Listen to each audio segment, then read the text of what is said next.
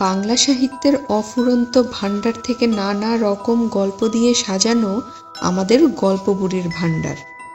আজ আপনাদের জন্য নিয়ে এসেছি শরৎচন্দ্র চট্টোপাধ্যায়ের লালু।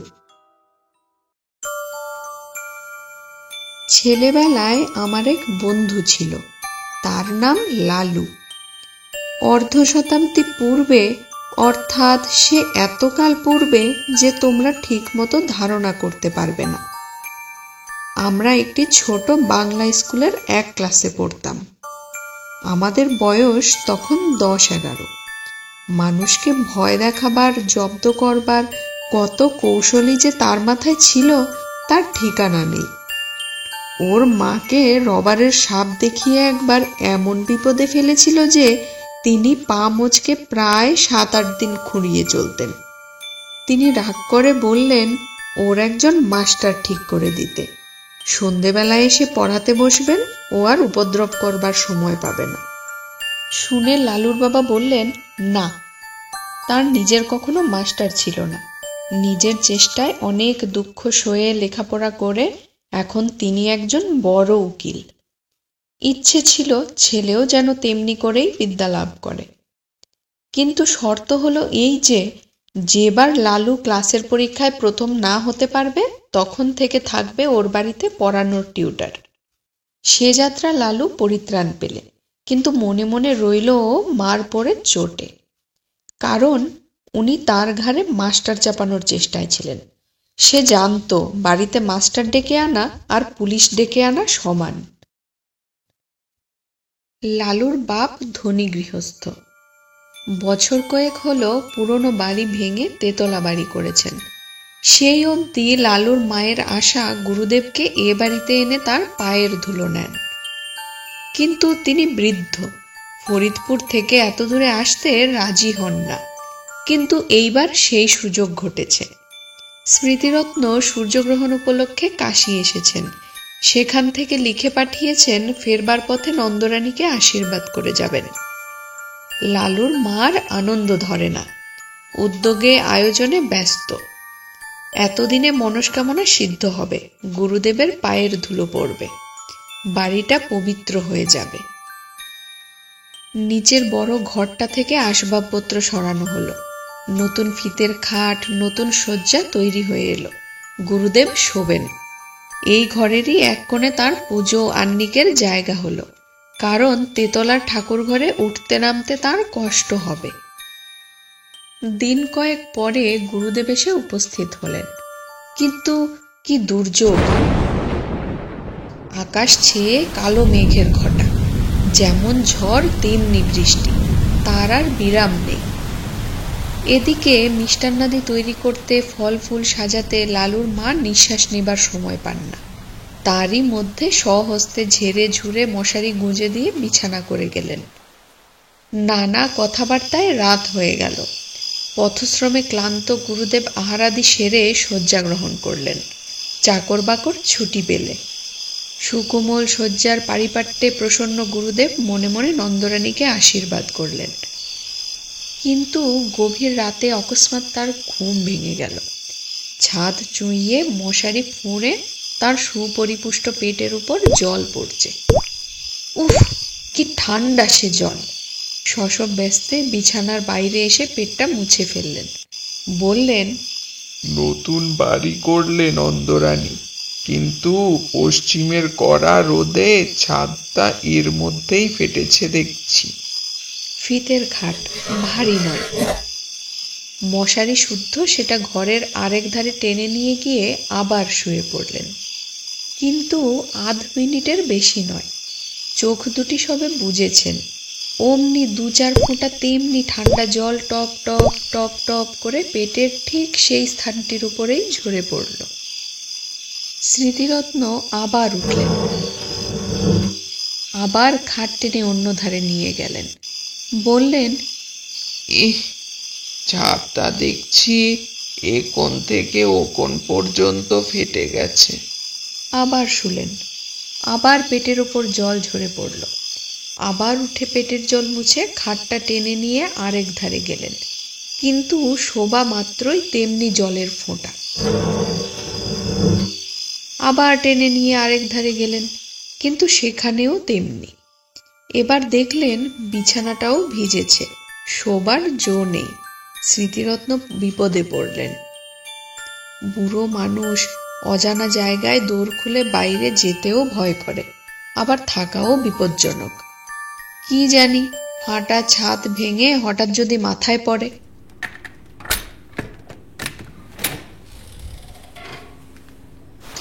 ভয়ে ভয়ে দোর খুলে বারান্দায় এলেন। সেখানে লণ্ঠন একটা জ্বলছে বটে, কিন্তু কেউ কোথাও নেই, ঘোর অন্ধকার। যেমন বৃষ্টি তেমনি ঝোড়ো হাওয়া। দাঁড়াবার জো কি? কোথায় চাকর বাকর, কোন ঘরে শোয় তারা, কিছুই জানেন না তিনি। চেঁচিয়ে ডাকলেন, কিন্তু কারও সাড়া মিলল না। একধারে একটা বেঞ্চি ছিল, লালুর বাবার গরিব মক্কেল যারা, তারাই এসে বসে। গুরুদেব অগত্যা তাতেই বসলেন। আত্মমর্যাদার যথেষ্ট লাঘব হল, অন্তরে অনুভব করলেন, কিন্তু উপায় কি? উত্তরে বাতাসে বৃষ্টির ছাঁটের আমেজ রয়েছে। শীতে গা শিরশির করে।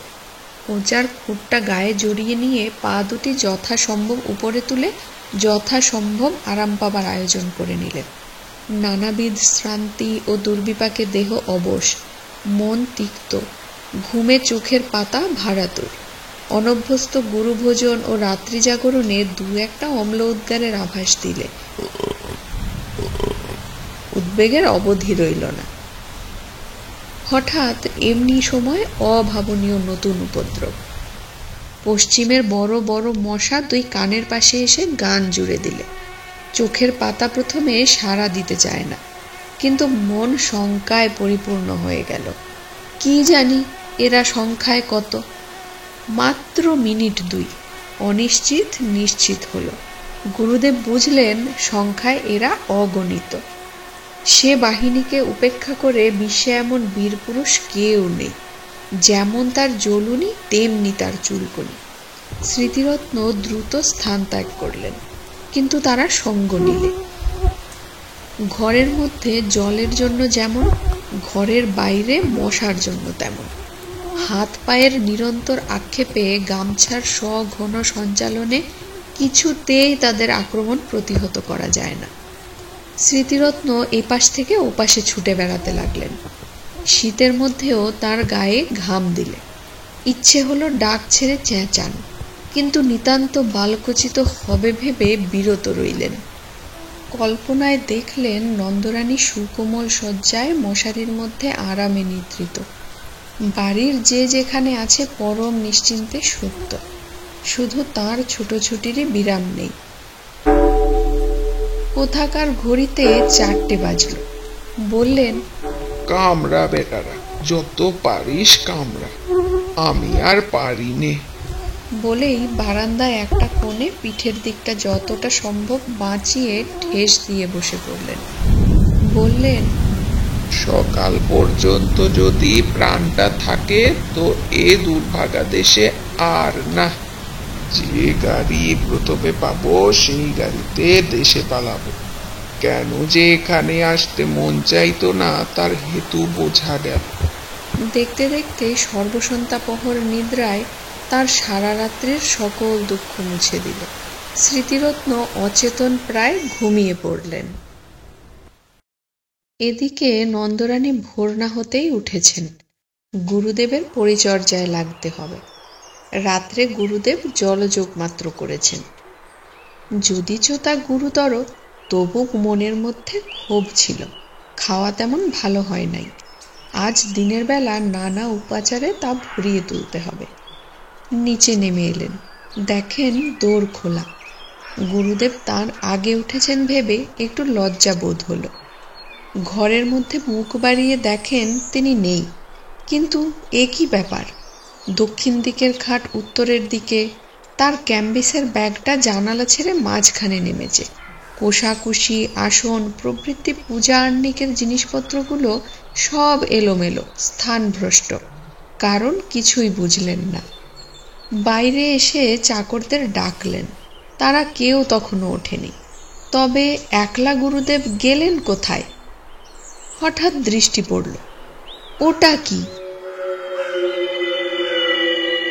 এক কোণে আলো অন্ধকারে মানুষের মতো কি একটা বসে না। সাহসে ভর করে একটু কাছে গিয়ে ঝুঁকে দেখেন তার গুরুদেব। অব্যক্ত আশঙ্কায় চেঁচিয়ে উঠলেন, ঠাকুরমশাই, ঠাকুরমশাই! ঘুম ভেঙে স্মৃতিরত্ন চোখ মেলে চাইলেন। তারপরে ধীরে ধীরে সোজা হয়ে বসলেন। নন্দরানী ভয়ে, ভাবনায়, লজ্জায় কেঁদে ফেলে জিজ্ঞাসা করলেন, ঠাকুরমশাই, আপনি এখানে কেন? স্মৃতিরত্ন উঠে দাঁড়িয়ে বললেন, সারা রাত দুঃখের আর পার ছিল না যে মা। কেন বাবা? নতুন বাড়ি করেছো বটে মা, কিন্তু ছাদ কোথাও আর আস্ত নেই। সারা রাতের বৃষ্টি বাদল বাইরে তো পড়েনি, পড়েছে আমার গায়ের উপর। খাট টেনে যেখানে নিয়ে যাই সেখানেই পড়ে জল। পাছে ছাদ ভেঙে মাথায় পড়ে, পালিয়ে এলাম বাইরে, কিন্তু তাতেই কি রক্ষে আছে মা? পঙ্গপালের মতো ডাঁশ মশা ঝাঁকে ঝাঁকে সমস্ত রাত্রি যেন চুবলে খেয়েছে। এধার থেকে ছুটে ওধার যাই, আবার ওধার থেকে ছুটে এধারে আসি। গায়ের অর্ধেক রক্ত বোধ করি আর নেই মা। বহু প্রয়াস, বহু সাধ্য সাধনায় ঘরে আনা বৃদ্ধ গুরুদেবের অবস্থা দেখে নন্দরানীর দুচোখ অশ্রুসজল হয়ে উঠল। বললেন, কিন্তু বাবা, বাড়িটা যে তেতলা, আপনার ঘরের ওপর আরো যে দুটো ঘর আছে, বৃষ্টির জল তিন তিনটে ছাদ ফুঁড়ে নামবে কি করে? কিন্তু বলতে বলতেই তার সহসা মনে হলো, এ হয়তো ওই শয়তান লালুর কোনো রকম শয়তানি বুদ্ধি। ছুটে গিয়ে বিছানা হাতড়ে দেখেন মাঝখানে চাদর অনেকখানি ভিজে এবং মশারি বেয়ে ফোঁটা ফোঁটা জল ঝরছে। তাড়াতাড়ি নামিয়ে নিয়ে দেখতে পেলেন ন্যাকড়ায় বাঁধা এক চাঙড় বরফ। সবটা গলেনি, তখনও এক টুকরো বাকি আছে। পাগলের মতো ছুটে বাহিরে গিয়ে চাকরদের যাকে সম্মুখে পেলেন চেঁচিয়ে হুকুম দিলেন, হারামজাদা লেলো কোথায়? কাজকর্ম চুলোয় যাকগে, বজ্জাতটাকে যেখানে পাবি মারতে মারতে ধরে আন। লালুর বাবা সেইমাত্র নিচে নামছিলেন। স্ত্রীর কাণ্ড দেখে হতবুদ্ধি হয়ে গেলেন। কি কাণ্ড করছো? হলো কি? নন্দরানী কেঁদে ফেলে বললেন, হয় তোমার ওই লেলোকে বাড়ি থেকে তাড়াও, না হয় আজই আমি গঙ্গায় ডুবে মহাপাতকের প্রায়শ্চিত্ত করব। কি করলে সে? বিনা দোষে গুরুদেবের দশা কি করেছে চোখে দেখোগে। তখন সবাই গেলেন ঘরে। নন্দরানী সব বললেন, সব দেখালেন।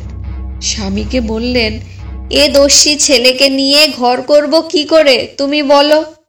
গুরুদেব ব্যাপারটা সমস্ত বুঝলেন।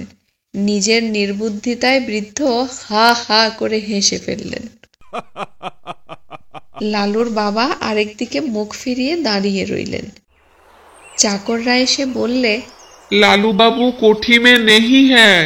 আরেকজন এসে জানালে সে মাসিমার বাড়িতে বসে খাবার খাচ্ছে। মাসিমা তাকে আসতে দিলেন না। মাসিমা মানে নন্দর ছোট বোন। তার স্বামীও উকিল, সে অন্য পাড়ায় থাকে। এরপরে লালু দিন 15 আর এ বাড়ির ত্রিসীমানায় পা দিলে না। তার ডাক নাম ছিল লালু। ভালো নাম অবশ্য একটা ছিলই, কিন্তু মনে নেই। জানো বোধ হয় হিন্দিতে লাল শব্দের অর্থ হচ্ছে প্রিয়। এ নাম কে তারে দিয়েছিল জানি নে, কিন্তু মানুষের নামের সঙ্গে এমন সঙ্গতি কদাচিৎ মেলে। সে ছিল সকলের প্রিয়। স্কুল ছেড়ে আমরা গিয়ে কলেজে ভর্তি হলাম। লালু বললে সে ব্যবসা করবে। মায়ের কাছে 10 টাকা চেয়ে নিয়ে সে ঠিকেদারি শুরু করে দিল। আমরা বললাম, লালু, তোমার পুঁজিতে তো 10 টাকা। সে হেসে বললে, আর কত চাই, এই তো ঢের। সবাই তাকে ভালোবাসত। তার কাজ জুটে গেল। তারপরে কলেজের পথে প্রায়ই দেখতে পেতাম লালু ছাতি মাথায় জন কয়েক কুলি মজুর নিয়ে রাস্তায় ছোটখাটো মেরামতির কাজে লেগেছে। আমাদের দেখে হেসে তামাশা করে বলতো, যা যা দৌড়ো, পার্সেন্টেজের খাতায় এক্ষুনি ঢেঁড়া পড়ে যাবে। আরও ছোটকালে যখন আমরা বাংলা স্কুলে পড়তাম, তখন সে ছিল সকলের মিস্ত্রি। তার বইয়ের থলির মধ্যে সর্বদাই মজুদ থাকতো একটা হামানদিস্তার ডাঁটি, একটা নরুন, একটা ভাঙা ছুরি, ফুটো করবার একটা পুরনো তুরপুনের ফলা, একটা ঘোড়ার নাল। কি জানি কোথা থেকে সে এসব সংগ্রহ করেছিল, কিন্তু এ দিয়ে পারত না সে এমন কাজ নেই। স্কুল শুদ্ধ সকলের ভাঙা ছাতি সারানো, স্লেটের ফ্রেম আটা, খেলতে ছিঁড়ে গেলে তখনই জামা কাপড় সেলাই করে দেওয়া, এমন কত কি। কোনো কাজে কখনো না বলতো না, আর করতো চমৎকার। একবার ছট পরবের দিনে কয়েক পয়সার রঙিন কাগজ আর শোলা কিনে কি একটা নতুন তৈরি করে সে গঙ্গার ঘাটে বসে প্রায় 2.5 টাকার খেলনা বিক্রি করে ফেললে। তার থেকে আমাদের পেট ভরে চিনেবাদাম ভাজা খাইয়ে দিলে। বছরের পর বছর যায়, সকলে বড় হয়ে উঠলাম। জিমন্যাস্টিকের আখড়ায় লালুর সমকক্ষ কেউ ছিল না। তার গায়ে জোর ছিল যেমন অসাধারণ, সাহস ছিল তেমনি অপরিসীম। ভয় কারে কয় সে বোধ করি জানত না। সকলের ডাকেই সে প্রস্তুত, সবার বিপদেই সে সকলের আগে এসে উপস্থিত। কেবল তার একটা মারাত্মক দোষ ছিল, কাউকে ভয় দেখাবার সুযোগ পেলে সে কিছুতে নিজেকে সামলাতে পারত না। এতে ছেলে বুড়ো গুরুজন সবাই তার কাছে সমান। আমরা কেউ ভেবে পেতাম না ভয় দেখাবার এমন সব অদ্ভুত ফন্দি তার মাথায় এক নিমেষে কোথা থেকে আসে। দু একটা ঘটনা বলি। পাড়ার মনোহর চাটুর্যের বাড়ি কালী পুজো। দুপুর রাতে বলির ক্ষণ বয়ে যায়, কিন্তু কামার অনুপস্থিত। লোক ছুটল ধরে আনতে, কিন্তু গিয়ে দেখে সে পেটের ব্যথায় অচেতন। ফিরে এসে সংবাদ দিতেই সবাই মাথায় হাত দিয়ে বসে পড়ল। উপায়? এত রাত্রে ঘাতক মিলবে কোথায়? দেবীর পুজো যে পণ্ড হয়ে যায়। কে একজন বললে, পাঁঠা কাটতে পারে লালু, এমন অনেক সে কেটেছে। লোক দৌড়ল তার কাছে। লালু ঘুম ভেঙে উঠে বসল, বললে, না না, কি গো, দেবীর পুজোয় ব্যাঘাত ঘটলে সর্বনাশ হবে যে। লালু বললে, হয় হোক গে, ছোটবেলায় ও কাজ করেছি, কিন্তু এখন আর করব না। যারা ডাকতে এসেছিল তারা মাথা কুটতে লাগলো। আর 10-15 মিনিট মাত্র সময়, তারপরে সব নষ্ট, সব শেষ। তখন মা কালীর কোপে কেউ বাঁচবে না। লালুর বাবা এসে আদেশ দিলেন যেতে। বললেন, ওরা নিরুপায় হয়েই এসেছেন, না গেলে অন্যায় হবে, তুমি যাও। সে আদেশ অমান্য করার সাধ্য লালুর নেই। লালুকে দেখে চাটুর্যে মশাইয়ের ভাবনা ঘুচল। সময় নেই। তাড়াতাড়ি পাঁঠা উৎসর্গিত হয়ে কপালে সিঁদুর, গলায় জবার মালা পরিয়ে হাঁড়ি কাঠে পড়ল। বাড়ি শুদ্ধ সকলের মা মা রবের প্রচণ্ড চিৎকারে নিরুপায় নিরীহ জীবের শেষ আর্তকণ্ঠ কোথায় ডুবে গেল। লালুর হাতের খড়গ নিমেষে উদ্ধতিত হয়েই সজোরে নামল। তারপরে বলির ছিন্ন কণ্ঠ থেকে রক্তের ফোয়ারা কালো মাটি রাঙা করে দিলে। লালু ক্ষণকাল চোখ বুজে রইল। ক্রমশ ঢাক ঢোল কাশির সংমিশ্রণে বলির বিরাট বাজনা থেমে এলো। যে পাঁঠাটা অদূরে দাঁড়িয়ে কাঁপছিল, আবার তার কপালে চড়ল সিঁদুর, গলায় দুলল রাঙা মালা। আবার সেই হাঁড়ি কাঠ, সেই ভয়ঙ্কর অন্তিম আবেদন, সেই বহু কণ্ঠের সম্মিলিত মা মা ধ্বনি। আবার লালুর রক্তমাখা খাড়া উপরে উঠে চক্ষের পলকে নিচে নেমে এলো। পশুর দ্বিখণ্ডিত দেহটা ভূমিতলে বার কয়েক হাত পা আছড়ে কি জানি কাকে শেষ নালিশ জানিয়ে স্থির হলো। তার কাটা গলার রক্তধারা রাঙা মাটি আরো খানিকটা রাঙিয়ে দিল। ঢুলিরা উন্মাদের মতো ঢোল বাজাচ্ছে। উঠানে ভিড় করে দাঁড়িয়ে বহু লোকের বহু প্রকারের কোলাহল। সুমুখের বারান্দায় কার্পেটের আসনে বসে মনোহর চাটুর্যে মুদ্রিত নেত্রে ইষ্টনাম জপে রত। অকস্মাৎ লালু ভয়ঙ্কর একটা হুঙ্কার দিয়ে উঠল। সমস্ত শব্দ সারা গেল থেমে। সবাই বিস্ময়ে স্তব্ধ। এ আবার কি? লালুর অসম্ভব বিস্ফোরিত চোখের তারা দুটো যেন ঘুরছে। চেঁচিয়ে বললে, আর পাঠা কই? বাড়ির কে একজন ভয়ে ভয়ে জবাব দিলে, আর তো পাঠা নেই, আমাদের শুধু দুটো করেই বলি হয়। লালু তার হাতের রক্ত মাখা খাড়াটা মাথার উপরে বার দুই ঘুরিয়ে ভীষণ কর্কশ কণ্ঠে গর্জন করে উঠল, নেই পাঠা? সে হবে না, আমার খুন চেপে গেছে, দাও পাঠা, নইলে আজ আমি যাকে পাবো ধরে নরবলি দেব। মা মা জয় কালী। বলেই একটা মস্ত লাফ দিয়ে সে হাঁড়ি কাঠের এদিক থেকে ওদিকে গিয়ে পড়ল। তার হাতের খাড়া কখন বন বন করে ঘুরছে।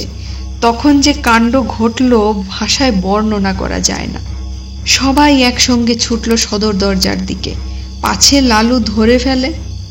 পালাবার চেষ্টায় বিষম ঠেলাঠেলি হুড়োমুড়িতে সেখানে যেন দক্ষযজ্ঞ ব্যাপার বেঁধে গেল। কেউ পড়েছে গড়িয়ে, কেউ হামাগুড়ি দিয়ে কারু পায়ের ফাঁকের মধ্যে মাথা গলিয়ে বেরোবার চেষ্টা করছে, কারো গলা কারো বগলের চাপের মধ্যে পড়ে দম আটকাবার মতো হয়েছে। একজন আরেকজনের ঘাড়ের উপর দিয়ে পালাবার চেষ্টায় ভিড়ের মধ্যে মুখ থুবড়ে পড়েছে, কিন্তু এসব মাত্র মুহূর্তের জন্য। তারপরেই সমস্ত ফাঁকা। লালু গর্জে উঠল, মনোহর চাটুর্যে কই? পুরুত গেল কোথায়? পুরুত রোগা লোক, সে গন্ডগোলের সুযোগে আগেই গিয়ে লুকিয়ে পড়েছে প্রতিমার আড়ালে। গুরুদেব কুশাসনে বসে চণ্ডীপাঠ করছিলেন। তাড়াতাড়ি উঠে ঠাকুর দালানের একটা মোটা থামের পিছনে গা ঢাকা দিয়েছেন। কিন্তু বিপুলায়তন দেহ নিয়ে মনোহরের পক্ষে ছুটোছুটি করা কঠিন। লালু এগিয়ে গিয়ে বাঁ হাতে তার একটা হাত চেপে ধরলে, বললে, চলো হাঁড়ি কাঠে গিয়ে গলা দেবে। একে তার বজ্র মুষ্টি, তাতে ডান হাত খাড়া। ভয়ে চাটুর্যের প্রাণ উড়ে গেল। কাঁদো কাঁদো গলায় মিনতি করতে লাগলেন, লালু স্থির হয়ে চেয়ে দেখো, আমি পাঠা নই, মানুষ। আমি সম্পর্কে তোমার জ্যাঠামশাই হই বাবা। তোমার বাবা আমার ছোট ভাইয়ের মতো। সে জানি নে, আমার খুন চেপেছে, চলো তোমাকে বলি দেব, মায়ের আদেশ। চাটুর্যে ডুকরে কেঁদে উঠলেন, না বাবা, মায়ের আদেশ নয়, কখনো নয়, মা যে জগৎ জননী। লালু বললে, জগৎ জননী? সে জ্ঞান আছে তোমার? আর দেবে পাঠা বলি? ডেকে পাঠাবে আমাকে পাঠা কাটতে? বলো। চাটুর্যে কাঁদতে কাঁদতে বললেন, কোনো দিন নয় বাবা, আর কোনো দিন নয়, মায়ের সম্মুখে 3 সত্যি করছি, আজ থেকে আমার বাড়িতে বলি বন্ধ। ঠিক তো? ঠিক বাবা, ঠিক, আর কখনো না। আমার হাতটা ছেড়ে দাও বাবা, একবার পায়খানায় যাব। লালু হাত ছেড়ে দিয়ে বললে, আচ্ছা যাও, তোমাকে ছেড়ে দিলাম, কিন্তু পুরুত পালালো কোথা দিয়ে? গুরুদেব সে কই? এই বলে সে পুনশ্চ একটা হুঙ্কার দিয়ে লাফ মেরে ঠাকুর দালানের দিকে অগ্রসর হতেই প্রতিমার পিছন ও থামের আড়াল হতে 2 বিভিন্ন গলার ভয়ার্ত ক্রন্দন উঠল। সরু ও মোটায় মিলিয়ে সে শব্দ এমন অদ্ভুত ও হাস্যকর যে লালু নিজেকে আর সামলাতে পারল না। হা হা হা করে হেসে উঠে দুম করে মাটিতে খাড়াটা ফেলে দিয়ে এক দৌড়ে বাড়ি ছেড়ে পালালো। তখন কারো বুঝতে বাকি রইল না, খুন চাপাটাপা সব মিথ্যে, সব তার চালাকি। লালু শয়তানি করে এতক্ষণ সবাইকে ভয় দেখাচ্ছিল। মিনিট 5 মধ্যে যে যেখানে পালিয়েছিল ফিরে এসে জুটল। ঠাকুরের পুজো তখনও বাকি, তাতে যথেষ্ট বিঘ্ন ঘটেছে এবং মহা হইচই কলরবের মধ্যে চাটুর্যে মশাই সকলের সম্মুখে বারবার প্রতিজ্ঞা করতে লাগলেন, ওই বজ্জাত ছোড়াটাকে যদি না কাল সকালে ওর বাপকে দিয়ে 50 ঘাত জুতো খাওয়াই, তো আমার নামই মনোহর চাটুর্যে নয়। কিন্তু জুতো তাকে খেতে হয়নি। ভোরে উঠেই সে যে কোথায় পালালো 7-8 দিন কেউ তার খোঁজ পেলে না। দিন সাতেক পরে একদিন অন্ধকারে লুকিয়ে মনোহর চাটুর্যের বাড়িতে ঢুকে তার ক্ষমা এবং পায়ের ধুলো নিয়ে সে যাত্রা বাপের ক্রোধ থেকে নিস্তার পেলে। কিন্তু সে যাই হোক, দেবতার সামনে সত্য করেছিলেন বলে চাটুর্যে বাড়ির কালী পুজোয় তখন থেকে পাঁঠা বলি উঠে গেল। আমাদের শহরে তখন শীত পড়েছে। হঠাৎ কলেরা দেখা দিলে তখনকার দিনে ওলা ওঠার নামে মানুষ ভয়ে অজ্ঞান হতো। কারো কলেরা হয়েছে শুনতে পেলে সে পাড়ায় মানুষ থাকতো না। মারা গেলে দাহ করার লোক মেলা দুর্ঘট হতো। কিন্তু সে দুর্দিনেও আমাদের ওখানে একজন ছিলেন যার কখনো আপত্তি ছিল না। গোপাল খুড়ো তার নাম। জীবনের ব্রত ছিল মরা পোড়ানো। কারো অসুখ শক্ত হয়ে উঠলে তিনি ডাক্তারের কাছে প্রত্যহ সংবাদ নিতেন। আশা নেই শুনলে খালি পায়ে গামছা কাঁধে তিনি ঘণ্টা 2 পূর্বেই সেখানে গিয়ে উপস্থিত হতেন। আমরা জন কয়েক ছিলাম তার চেলা। মুখ ভার করে বলে যেতেন, ওরে, আজ রাত্রিটা একটু সতর্ক থাকিস, ডাকলে যেন সাড়া পাই। রাজদারে শ্মশানের শাস্ত্রবাক্য মনে আছে তো? আগে আছে বই কি, আপনি ডাক দিলেই গামছা সমেত বেরিয়ে পড়ব। বেশ বেশ, এই তো চাই। এর চেয়ে পুণ্যকর্ম সংসারে নেই। আমাদের দলের মধ্যে ছিল লালুও একজন। ঠিকেদারির কাজে বাইরে না গেলে সে কখনো না বলতো না। সেদিন সন্ধেবেলা বিষণ্ণ মুখে খুড়ো এসে বললেন, বিষ্টু পণ্ডিতের পরিবারটা বুঝি রক্ষে পেলে না? সবাই চমকে উঠলাম। অতি গরিব বিষ্টু ভট্টাচার্যের কাছে বাংলা স্কুলে আমরা ছেলেবেলায় পড়েছিলাম। নিজে সে চিররুগ্ন এবং চিরদিন স্ত্রীর প্রতি একান্ত নির্ভরশীল। জগতে আপনার বলতে কেউ নেই। তার মতো নিরীহ অসহায় মানুষ সংসারে আমি দেখিনি। রাত্রি আন্দাজ 8টা। দড়ির খাটে বিছানা সমেত পণ্ডিত গৃহিণীকে আমরা ঘর থেকে উঠানে নামালাম। পণ্ডিত মশাই ফ্যাল ফ্যাল করে চেয়ে রইলেন।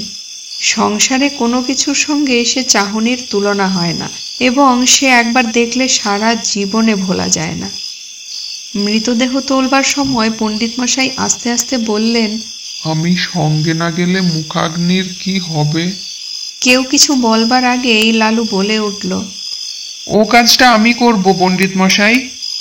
আপনি আমাদের গুরু, সেই সম্পর্কে উনি আমাদের মা। আমরা সবাই জানতাম শ্মশানে হেঁটে যাওয়া তার পক্ষে অসম্ভব। বাংলা স্কুল মিনিট 5 পথ।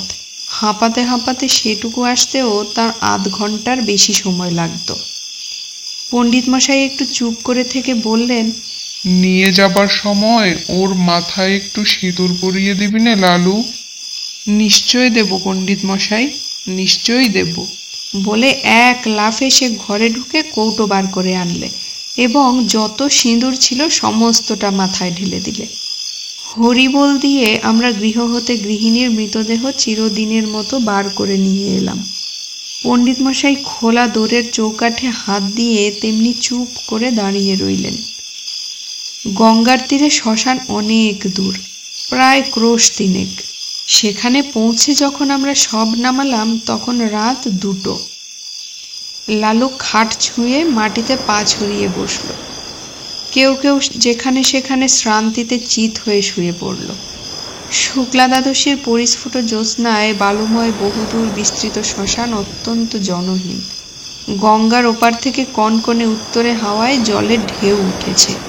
তার কোনো কোনোটা লালুর পায়ের প্রায় নিচে পর্যন্ত আছাড় খেয়ে খেয়ে পড়ছে।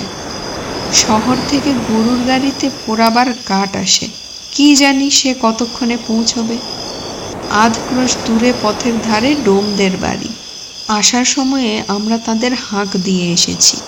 তাদের আসতেই বা না জানি কত দেরি। সহসা গঙ্গার ওপারে দিগন্তে একটা গাঢ় কালো মেঘ উঠে প্রবল উত্তরে হাওয়ায় হু হু করে সেটা এপারে ছুটে আসতে লাগলো। গোপাল খুড়ো সব হয়ে বললেন, লক্ষণ ভালো ঠেকছে না রে, বৃষ্টি হতে পারে। এই শীতে জলে ভিজলে আর রক্ষে থাকবে না। কাছে আশ্রয় কোথাও নেই, একটা বড় গাছ পর্যন্ত না। কতকটা দূরে ঠাকুরবাড়ির আমবাগানে মালীদের ঘর আছে বটে, কিন্তু অতখানি ছোটা তো সহজ নয়। দেখতে দেখতে আকাশ ছেয়ে গেল, চাঁদের আলো ডুবলো অন্ধকারে। ওপার থেকে বৃষ্টিধারার শোঁ শোঁ শব্দ এলো কানে, ক্রমশ সেটা নিকটতর হয়ে উঠল। আগাম 2-10 ফোঁটা সকলেরই গায়ে এসে পড়ল তীরের মতো। কি করি ভাবতে ভাবতেই মুষলধারায় বৃষ্টি নেমে এলো। মরা রইল পড়ে, প্রাণ বাঁচাতে কে যে কোথায় ছুট দিলে তার ঠিক ঠিকানা নেই। জল থামলে ঘণ্টাখানেক পরে একে একে সবাই ফিরে এলাম। মেঘ গেছে কেটে, চাঁদের আলো ফুটেছে দিনের মতো। ইতিমধ্যে গরুর গাড়ি এসে পৌঁছেছে। গাড়োয়ান কাঠ এবং শবদাহের অন্যান্য উপকরণ নামিয়ে দিয়ে ফিরে যাবার উদ্যোগ করছে, কিন্তু ডোমদের দেখা নেই। গোপাল খুড়ো বললেন, ও বেটারা ওই রকম, শীতে ঘর থেকে বেরোতে চায় না। মণি বললে, কিন্তু লালু এখনো ফিরলো না কেন? সে যে বলেছিল মুখে আগুন দেবে, ভয়ে বাড়ি পালালো না তো? খুড়ো লালুর উদ্দেশ্যে রাগ করে বললেন, ওটা ওই রকম।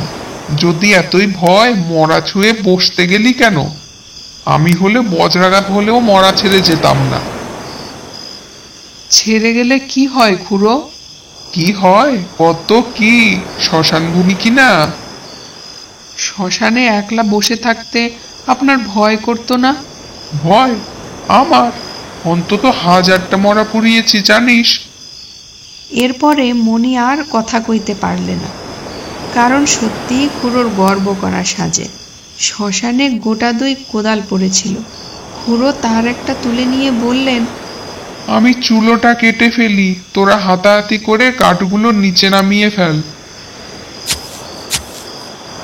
খুড়ো চুলো কাটছেন, আমরা কাঠ নামিয়ে আনছি। নরু বললে, আচ্ছা, মরাটা ফুলে যেন 2 গুণ হয়েছে না? খুড়ো কোনো দিকে না তাকিয়েই জবাব দিলেন, ফুলবে না, লেপ কাঁথা সব জলে ভিজেছে যে। কিন্তু তুলো জলে ভিজলে তো চুপসে ছোট হয়ে যাবে খুড়ো, ফুলবে না তো। খুড়ো রাগ করে উঠলেন। তোর ভারী বুদ্ধি, যা করছিস কর। কাঠ বহা প্রায় শেষ হয়ে এলো। নরুর দৃষ্টি ছিল বরাবর খাটের প্রতি। হঠাৎ সে থমকে দাঁড়িয়ে বললে, খুড়ো, মরা যেন নড়ে উঠল। খুড়োর হাতের কাজ শেষ হয়েছিল। কোদালটা ছুঁড়ে ফেলে দিয়ে বললেন, তোর মতো ভীতু মানুষ আমি কখনো দেখিনি নরু। তুই আসিস কেন এসব কাজে? যা, বাকি কাঠগুলো আন, আমি চিতাটা সাজিয়ে ফেলি, গাধা কোথাকার। আবার মিনিট 2 গেল। এবার মণি হঠাৎ চমকে উঠে 5-7 পা পিছিয়ে দাঁড়িয়ে সব হয়ে বললে, না খুড়ো, গতিক ভালো ঠেকছে না, সত্যি মরাটা যেন নড়ে উঠল। খুড়ো এবারে হা হা করে হেসে বললেন, ছোড়ার দল, তোরা ভয় দেখাবি আমাকে, যে 1000-এর উপর মরা পুড়িয়েছে তাকে? নরু বললে, ওই দেখুন আবার নড়ছে। খুড়ো বললে, হ্যাঁ নড়ছে, ভূত হয়ে তোকে খাবে বলে। মুখের কথাটা তার শেষ হলো না। অকস্মাৎ লেপ কাঁথা জড়ানো মরা হাঁটু গেড়ে খাটের উপর বসে ভয়ঙ্কর বিশ্রী খোনা গলায় চেঁচিয়ে উঠল, না না, নরুকে না, গোপালকে খাবো। ওরে বাবা রে! আমরা সবাই মারলাম ঊর্ধ্বশ্বাসে দৌড়। গোপাল খুড়োর সম্মুখে ছিল কাঠের স্তূপ। তিনি উপরের দিকে আমাদের পিছনে ছুটতে না পেরে ঝাঁপিয়ে গিয়ে পড়লেন গঙ্গার জল। সেই কনকনে ঠান্ডা এক বুক জলে দাঁড়িয়ে চেঁচাতে লাগলেন, বাবা গো, গেছি গো, ভূতে খেয়ে ফেললো গো, রাম রাম রাম। এদিকে সেই ভূত তখন মুখে ঢাকা ফেলে দিয়ে চেঁচাতে লাগলো, ওরে নির্মল, ওরে মণি, ওরে নুরু, পালাস না রে, আমি লালু, ফিরে আয়, ফিরে আয়। লালুর কণ্ঠস্বর আমাদের কানে পৌঁছলো। নিজেদের নির্বুদ্ধিতায় অত্যন্ত লজ্জা পেয়ে সবাই ফিরে এলাম। গোপাল খুড়ো শীতে কাঁপতে কাঁপতে ডাঙায় উঠলেন। লালু তার পায়ের ধুলো নিয়ে সলজ্জে বললে, সবাই জলের ভয়ে পালালো, কিন্তু আমি মরা ছেড়ে যেতে পারলাম না, তাই লেপের মধ্যে গিয়ে ঢুকে পড়েছিলাম। খুড়ো বললেন, বেশ করেছিলে বাবা, খাসা বুদ্ধি করেছিলে। এখন যাও, ভালো করে গঙ্গা মাটি মেখে চান করো গে। এমন শয়তান ছেলে আমি আমার জন্মে দেখিনি। কিন্তু মনে মনে তাকে ক্ষমা করলেন।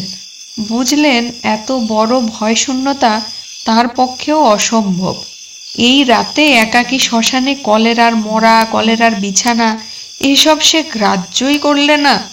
মুখে আগুন দেবার কথায় খুড়ো আপত্তি করলেন। না, সে হবে না। ওর মা শুনতে পেলে আর আমার মুখ দেখবেন না। সব দাহ সমাধা হলো। আমরা গঙ্গায় স্নান সেরে যখন বাড়ি ফিরলাম, তখন সেই মাত্র সূর্যোদয় হয়েছে।